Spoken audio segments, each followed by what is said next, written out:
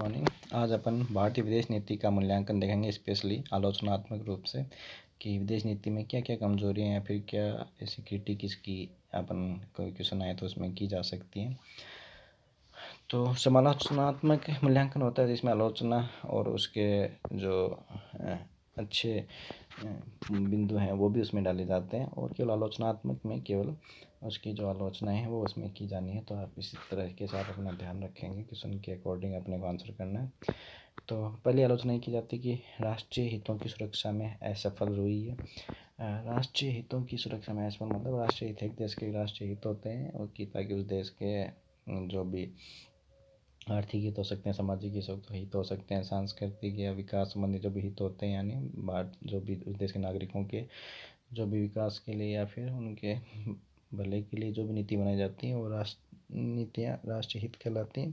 तो राष्ट्रीय हितों की सुरक्षा में ऐसा भारत की विदेश नीति यानी अंतर्राष्ट्रीय संबंधों को लेके किस वजह से कि जो नीति अपन ने पंचशील वगैरह या जो भी अपनाई जाती है उसकी आलोचना की जाती है कि चीन और पाकिस्तान ने अपने भारत के ऊपर अटैक किया और चीन उन दोनों ने अपने सैकड़ों वर्ग मील के प्रदेश को अभी भी अपने कब्जे में कर रखा है और हमारी विदेश नीति से मुक्त नहीं करा सकी। तो एक तरीके से अपनी ज़मीन उनके पास गई हुई है, तो अपने राष्ट्र के अखंडता की रक्षा अपन नहीं कर पाए। तो इस वजह से राष्ट्रीय हितों के सुरक्षा करने में अपनी विदेश नीति को असफल माना जाता है, ये आलोचना के पहले बिंदु के अनुरूप।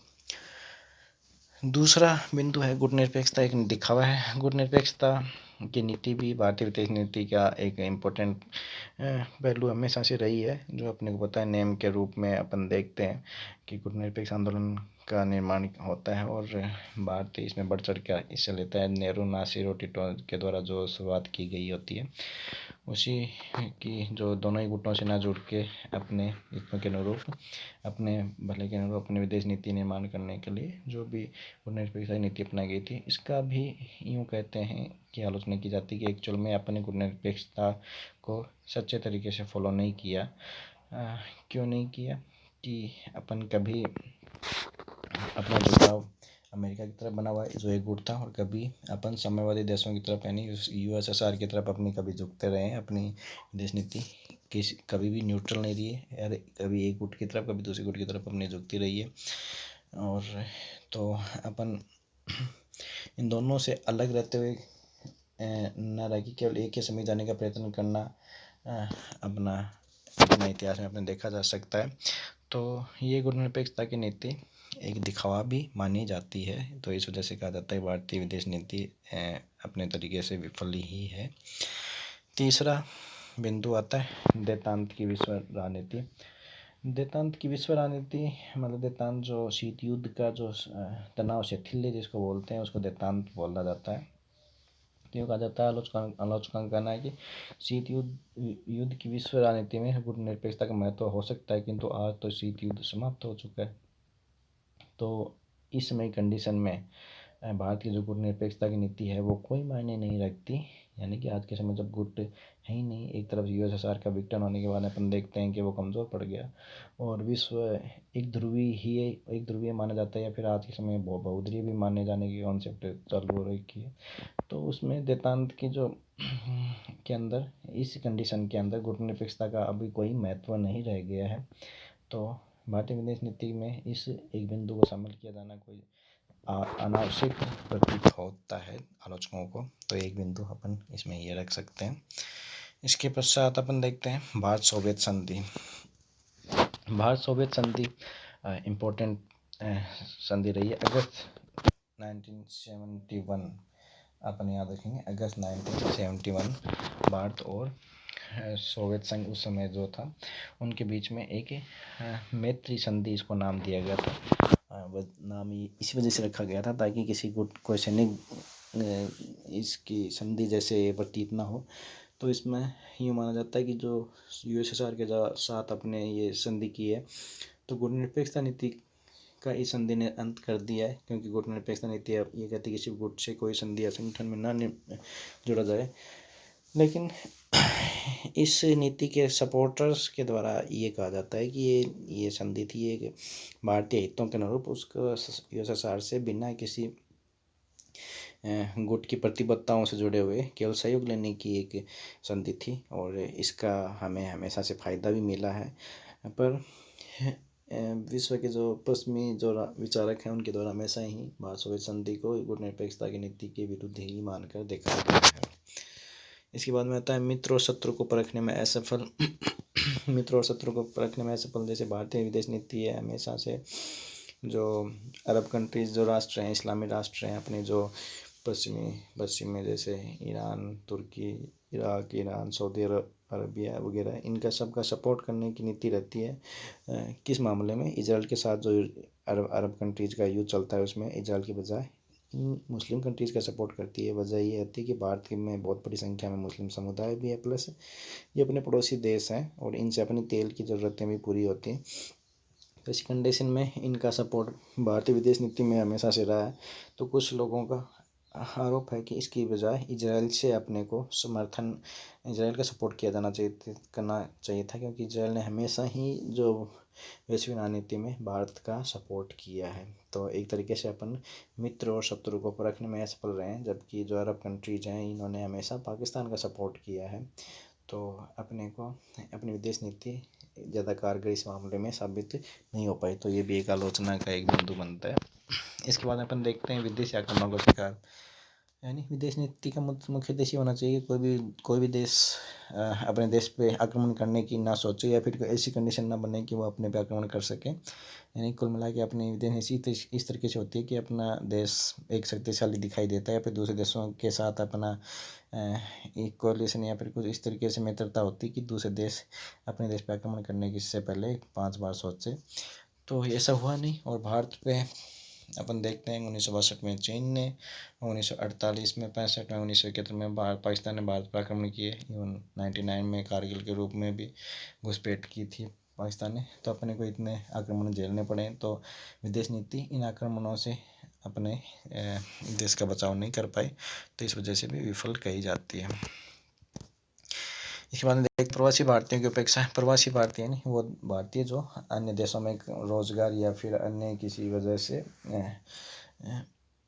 वहाँ पे निवास करते हैं। तो यूँ माना जाता है कि भारत के द्वारा इन प्रवासी भारतीयों के लिए के प्रति कोई नीति का ऐसा निर्माण कभी नहीं किया गया ताकि इनको जिन देशों में जहाँ पे रहते हैं वहाँ पे उनको सपोर्ट हो सके और उनको उनके हितों के अनुरूप अपन दबाव डाल के उन देशों के से नीतियों का निर्माण करवा सकें। ऐसा कभी नहीं किया गया भारत की तरफ से। जैसे अमेरिका के अंदर बहुत काफ़ी संख्या में अमेरिका में सबसे अधिक प्रवासी भारतीय निवास करते हैं और वो काफ़ी संख्या में जो अपनी कमाई का बहुत बड़ा हिस्सा भारत में भेजते हैं। तो अप्रत्यक्ष रूप से भारत को ही फायदा होना था, लेकिन कभी ऐसी नीति का निर्माण नहीं किया गया कि उनको ऐसा भारत की तरफ से कोई विदेश नीति में उनको फ़ायदे वाली कोई ऐसा बिंदु उनको नज़र आए।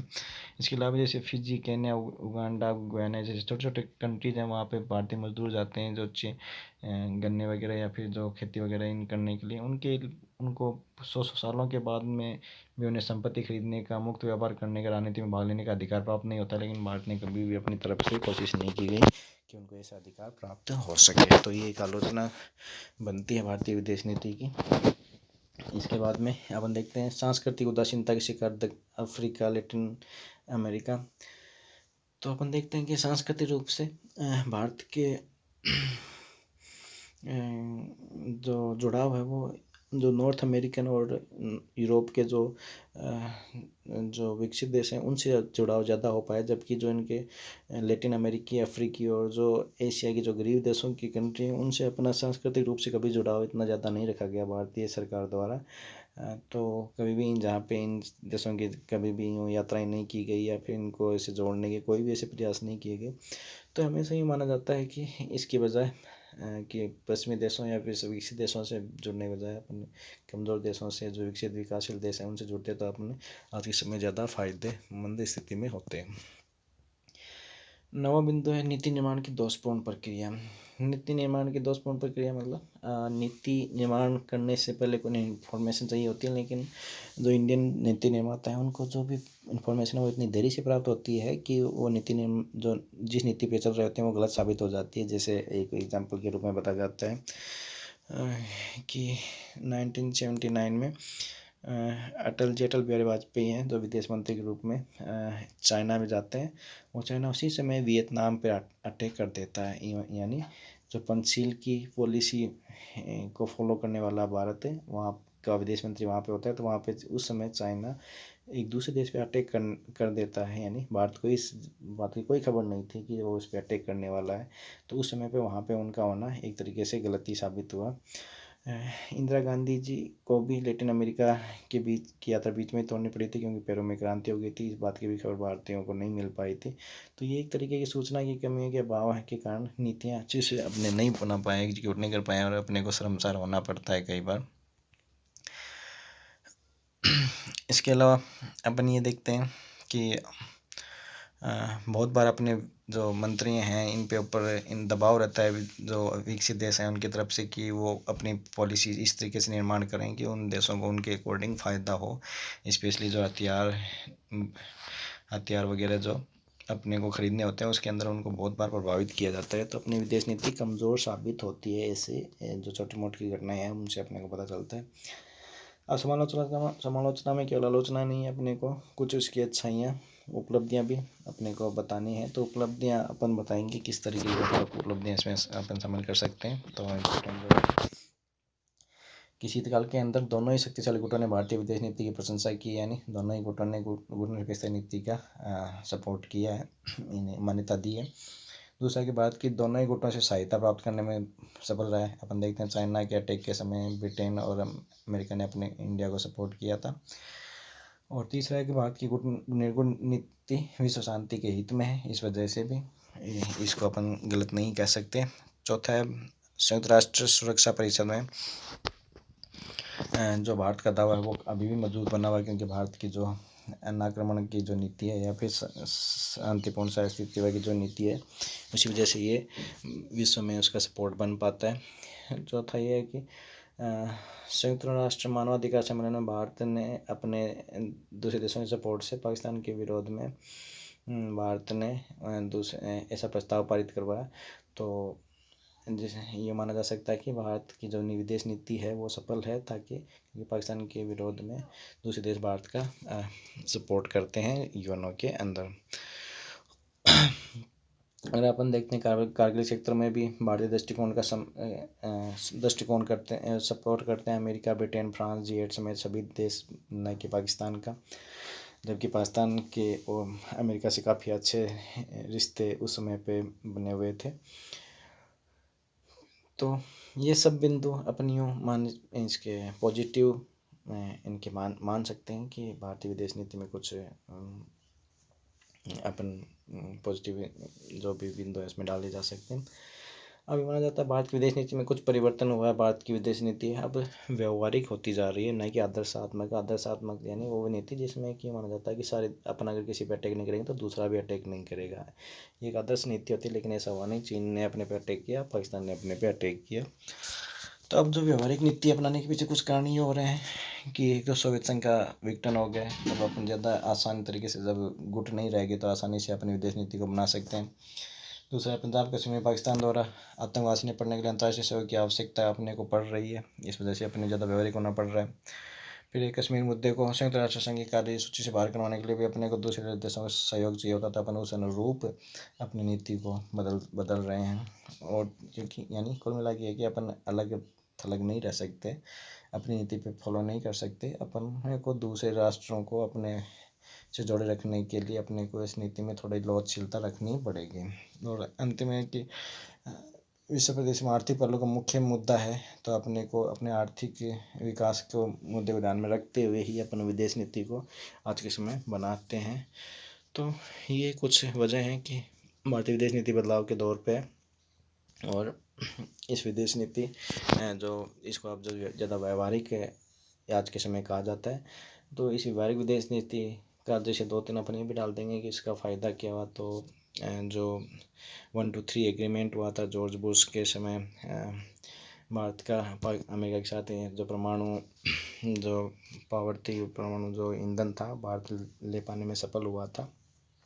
इवन इससे पहले अमेरिकन जो अमेरिका और भी जो परमाणु ईंधन को बनाने वाले जो राष्ट्र थे उनके द्वारा भारत को कभी उपलब्ध नहीं कराया जाता था। तो इसकी बहुत बड़ी वजह ये बनती थी कि इलेक्ट्रिसिटी के रूप में अपन अपनी ज़रूरतों की आवश्यकता पूरी नहीं कर सकते थे। तो आज के समय अपन सफल हो पाएँ तो ये बदलती हुई व्यवहारिक नीति को के फायदों को स्पष्ट करता है। तो ये सब बिंदु अपन डिस्कशन में डालेंगे।